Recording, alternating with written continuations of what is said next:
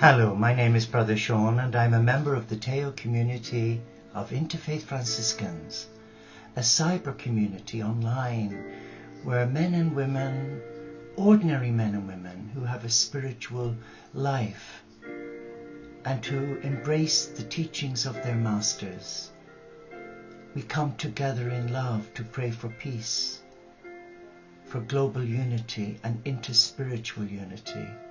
And like Martin Luther King, who had a dream, God has a dream for the children of God, those who believe and those who don't believe. And that dream is that we can live in peace. Now, as you can see, I've got gloves on. I'm not dressed for this because I'm in the middle of painting. And I got a strong premonition to sit here and do this recording. It's from my heart. E.T. I Want to Come Home. You've seen the film E.T. I know when I seen it many years ago, I cried, I broke down like a child. Absolutely. I was just a physical wreck. It was so beautiful at the end when he pointed his finger, E.T., come home.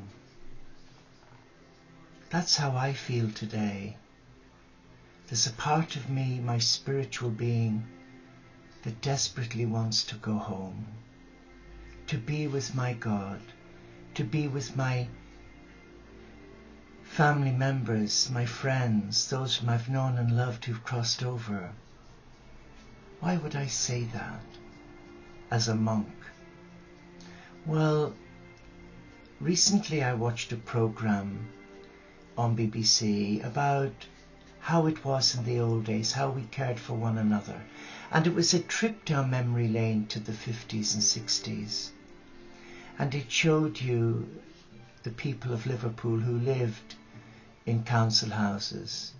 And it was a well-known celebrity who went back to his childhood.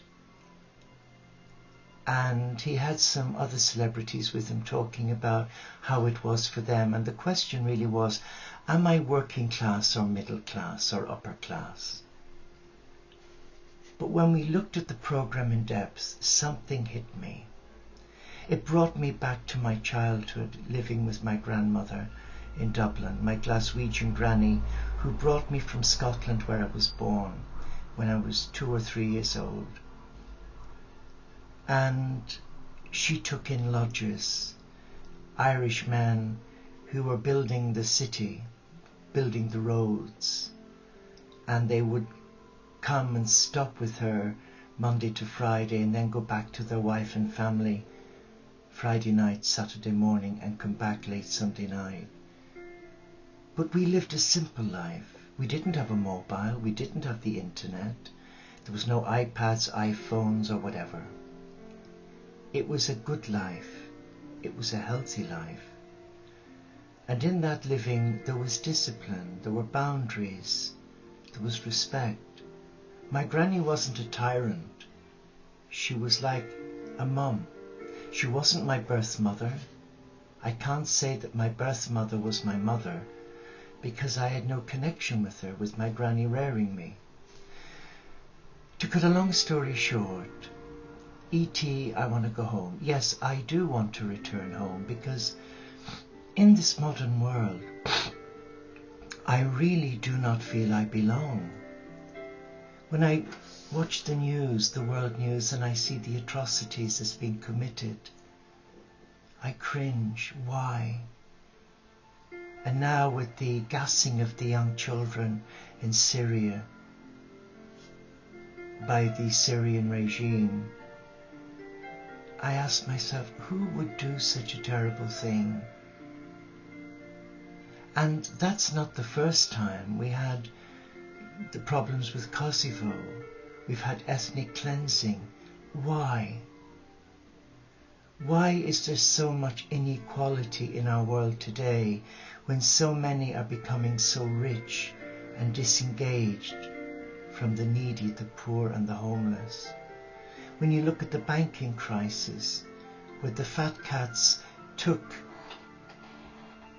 their lump sums and their bonuses and were up to no good.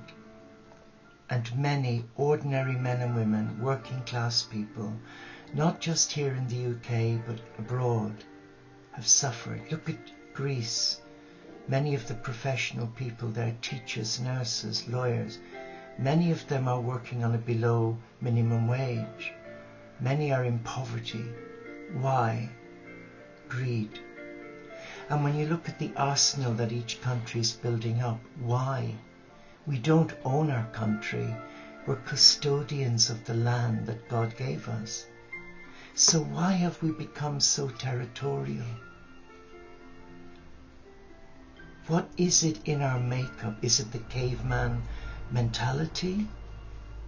And yet with all the advances made with global technology, the internet highway, where we can communicate with someone electronically instead of posting a letter. We can text, we can email. But are we the richer for that? I have to honestly say, no, we're not. Because with the internet, though it's a blessing in terms of information, many now are being bullied. There's cyberbullying. There's pornography, where the innocent and the vulnerable are entrapped by those who have a hidden or secret agenda. And where are the religious leaders that represent their God, our God? When you look at what's happening in Afghanistan, in the Middle East, Egypt, Syria, Israel, when you look at within the Christian community, the 1400 divisions, not all tolerate one another. When you look at within the Buddhist family, look at the divisions.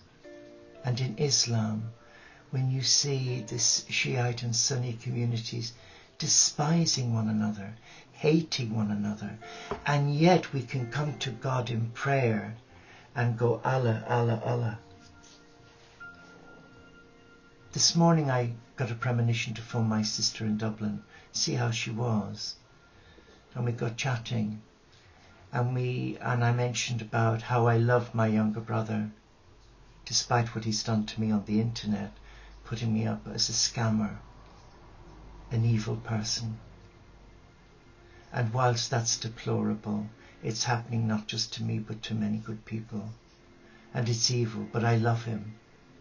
And I forgive him, but I don't like him. And she immediately went into a tirade saying, I don't forgive him, I don't forgive him.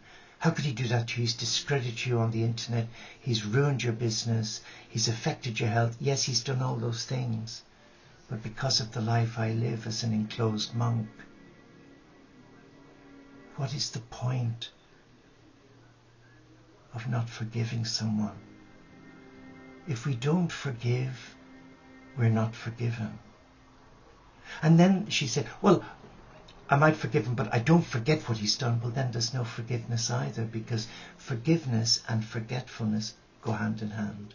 But coming back to E.T., I want to go home. Are you in that place?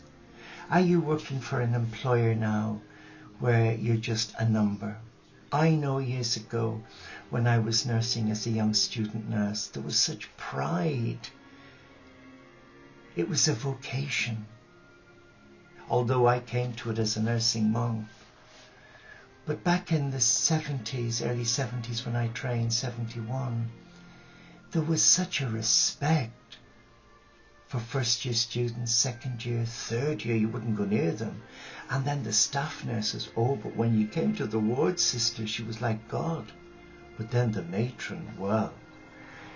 But the system ran smoothly. We didn't have the catastrophes and disasters and the infection that we have today that's killing people who go into our hospitals, where they become, okay, they're all trust status managed by lay managers who are not nurses or medical people. They've become so alienated from the poor patient. They've no idea. And many people today in other professions are disenchanted too. Teaching, banking. And many that I've seen and supported here are so deeply unhappy. And yet they've everything going for them. Good job. Okay, they're in a loveless relationship. But even those who are in a loving relationship, there's problems and crises and dramas. The world has become such a negative place where it's spiraling out of control. And if we're not disciplined, we can get sucked into this drama. The news, for example, it's all about gloom and doom. It's a shame they don't balance it with good and bad news, but it's all negativity. I hope I've not bored you by sharing with you what my heart is feeling. I'm sure there are others like me who feel the same. There's an innate desire to return to their God, to say, I hope I've completed my sacred contract. I don't know if we'll ever be ready, but surely when you see what's happening in the world today, where mankind has lost sight of its values, it is tragic, isn't it? And I guess that's because of a saying an old monk shared with me many years ago when I was a young monk in my teens and 20s. Desolate is the whole world laid desolate, because no man thinks in his heart. And there it is. That's the bottom line. So we have to try and remain grounded, positive, and name all the issues that weigh us down. Those who've hurt us, who've wronged us, those whom we have wronged, bless them, release them to God, then say thank you. But we need each other, we need support, don't we? We need to be in a loving environment. And that's why I'm so pleased to be a member of the Teo community. It's unlike any monastic community I've been in, because we have the freedom to live our life. There are no ancient rules and regulations. There's no brainwashing. There's no hidden agendas. We come as we are with our gifts. And I guess had I not have got that, then I think quite easily I could have topped myself, the way the world is going at the moment. Mankind is slowly destroying itself by its greed, its deceitfulness, its lack of transparency. But let there be hope. Let us bring hope. Let us stop, reflect, and let us come back to our heart and say, Dear God, you created me, you formed me in my mother's womb. Help me to discern what it is you want of me, how best I can serve the remaining years of my life in your service. Show me the way. Speak to my heart. Help me not to get sucked into all these evil schemes and dramas that are being played out before us, where other children of God totally destroy. They say they love their God with their mouth, with their lips, but their heart is closed to God's love. Let us send them love. Let us pray for them. Thank you for listening to an old monk. It's good to have an old gripe, or as they say in Civvy Street, a good old bitch. But anyway, namaste. Take care. Be happy. And remember, you're a child of God.